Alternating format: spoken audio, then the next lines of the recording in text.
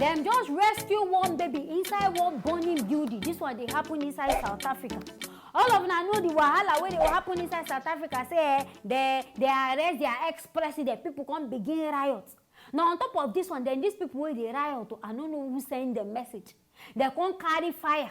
Light match, I don't know what they even use. They go burn this building. And not forgetting, say, people there inside this building, where did they burn?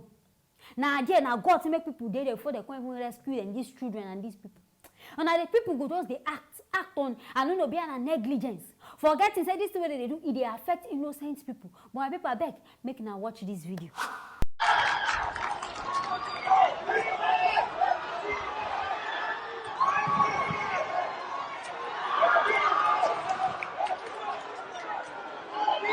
But impose, and I was like, yo, can't go back, go to Mrs. Zagal. Also, then Tomazane and Gangam Temple because of it, but Shangan about the Babaning and post because being together after saying him that the living a bambi can't go to yo, bam. So, me, this thing don't turn brutal. It don't pass protesting, it don't even pass riot. Because I don't know as they do this kind, I beg if them those crowd, no day for that place, uncle. Now, so this woman and her children would just die for that place. Fire would just burn them, smoke would just kill them. All these people, I know they understand them at all. It be like say South African people, some South African people. It be like someone that they celebrate corruption. They arrest ex-presidents because of corruption. Now, I can't gather Mora saying that they riot. Some people carry it in the fridge. They don't even fear. They push them. Like say they go buy market. Like say that their own money they use, they go buy. Thief. Some even they thief coffee, thief pig. I beg now so on a poorness rich. When person go carry pig saying one go thief. I know they don't even understand this whole matter. But it can't be like say this whole matter. He pass say they arrest this president. It be like say another matter there on top of this thing. It be like say that these people they protest on top of another matter because I know they see where now go they complain because they arrest ex-president. Now they fight constant now they shoot now they what thing they happen? Because many people don't even die on top of this whole riot what they do. So until we're supposed they're peaceful, now it they turn to brutal and protest. I think now come together as one say, okay, we they fight about this. How come now deaths don't they happen between people? Innocent people now when don't know anything. In fact, now they go really suffer this thing. Because I saw some people they just sit down for their house, they're jelly. They mind their own business. Then this rioters are waiting and when they go carry themselves come. Say they riot. On top of waiting. But in fact, the South African police, in fact, now don't give me joy. Because I gotta say they don't arrest more than 100 people, and that one even good. And I hope say not be only the arrest. Those things where they go thief, people will carry television, carry them for head, like saying that they use their money pay. May they go their house, go carry all these things, because it be like say thief dead and these South African people, they are blood. Ordinary peaceful protest, when I don't talk into thieving competition. This one go carry the gauge who thief pass. Now one, so now they do now things inside South Africa. Make change, come. See the kind of change when they bring. But as sure as they arrest these people, some people the rest where they plan say then say they won't go riot their own. Their brain they go relax. They go get small sense. They go know say okay now when they don't have they arrest people, we go. I don't know how they want to judge them. They are not prison because they're too plenty. 100 people I beg. Which kind of prison they won't carry them go. But maybe they teach them small lessons because this way they do it, it never even makes sense. This whole fighting and burning of places, they enter people's place, they thief. It don't even get sense at all. At least now they do it for justifiable reason. I sure say now president go come outside. But because now they do it for mumu reason, I make himself don't come outside. Keep to the stand. Say okay, well, this ex-president they go dead there. So I beg this is when they do it. Make now they watchful. Make now they mind waiting now they do. Because most them now on a character. Now they lead to all this hash treatment that they get. Later now go come outside they complain say police brutality do this one. Now gongo now they cause waiting they happen. But my people beg I hear this one inside Saudi. I want to make a bring and come make na service na here waiting they happen. Anything na film make not forget to write them inside the comment section. Make not forget to like and also share this video. I go see you now for the next video.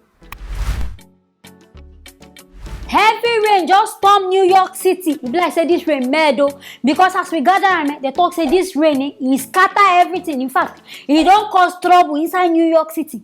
Say now people know they feel move. Train station don't block. Everywhere don't choke. Nobody they feel come outside again because the kind rain way fall it is very heavy. I can't even happy say at least recently now one kind sun come outside.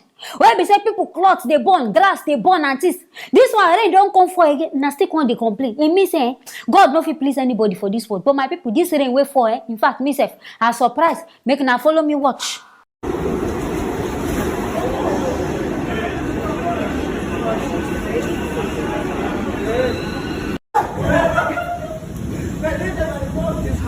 a trash bag. Trash bag boys. No.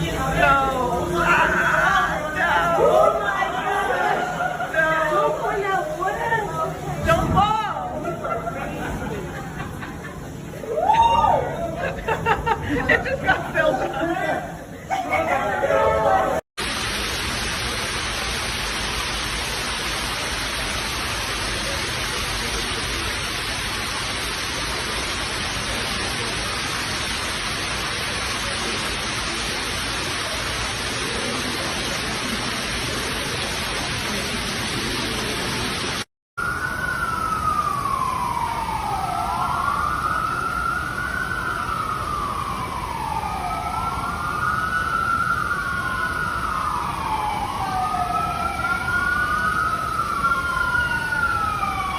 Una don see abi? Ha! This kind flood, I no understand. Una sure say no be Nigerian constructor na do this road for these people.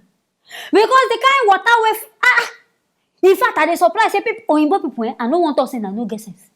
People can't use nylon, they cover body, not be even from up, from ground. Say they no want make water touch their leg. I know people pull your shoe now, just pull your shoe, hold up, water. This one way they do like I no understand.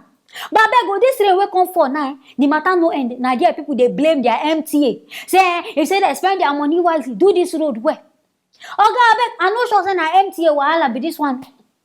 I sure say na God just pour this water. Una no even dey grateful. Make I talk and say na no dey grateful. Una dey complain say sun hot, na no dey fit stay inside house. Swimming pool sef hot. Now small rain come fall. This one wey be say na even normal rain inside Africa. Wey be say rain go dey fall, somebody go sit down for house sleep. Now somebody dey here dey complain. They come and last like this water go still go.